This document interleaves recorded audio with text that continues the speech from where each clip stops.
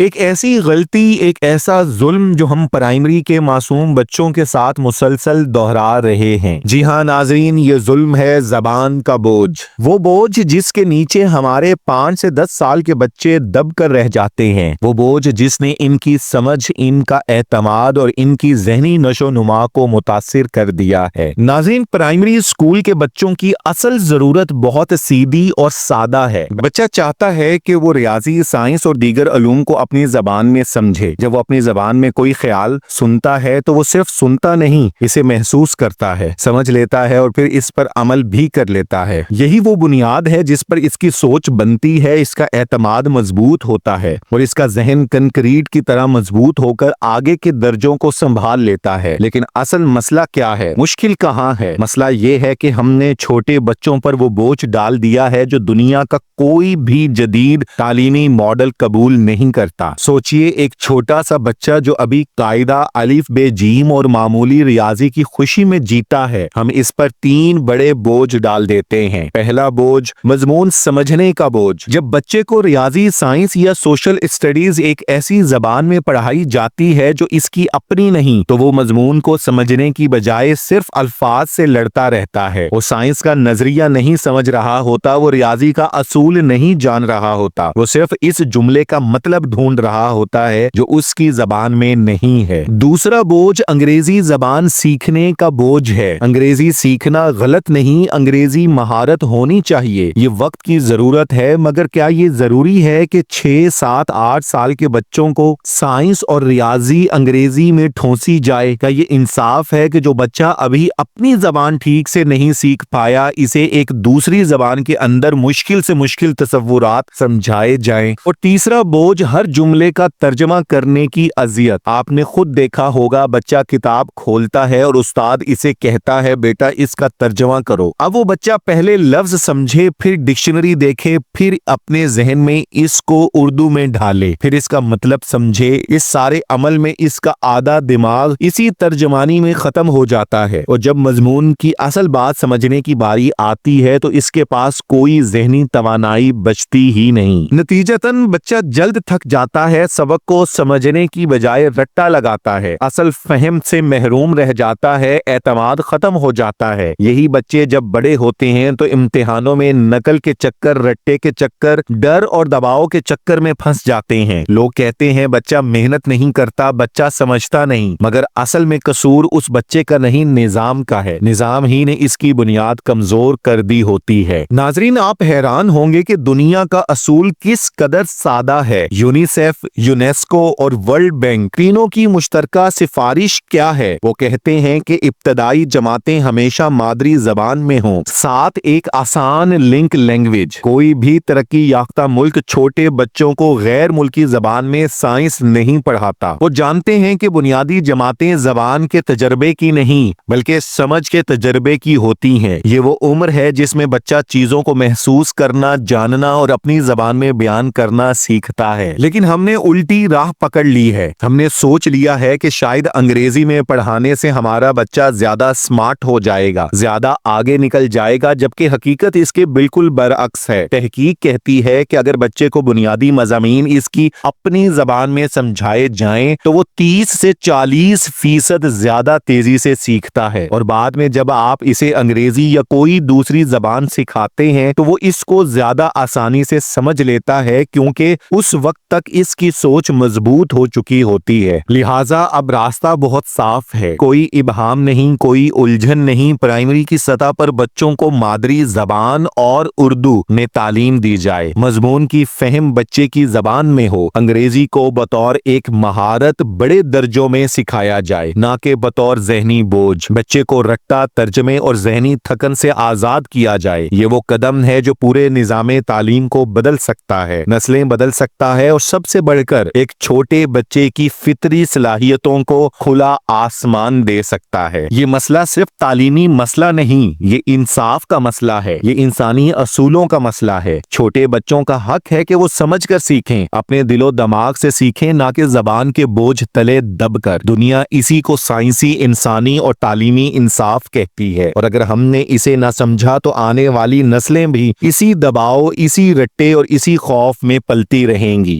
آخر میں یہی کہیں گے کہ اس مسئلے کو سنجیدگی سے لیجئے، اپنے ارد گرد موجود چھوٹے بچوں کو دیکھیے، ان کی تھکان، ان کی مشکل، ان کا بوجھ محسوس کیجئے، شاید تب ہم سمجھ سکیں کہ اصل تبدیلی کہاں ضروری ہے۔ آپ سب سے ملاقات ہوتی ہے ایک نئے ٹاپک کے ساتھ ایک نئی ویڈیو میں، تب تک کے لیے خدا حافظ۔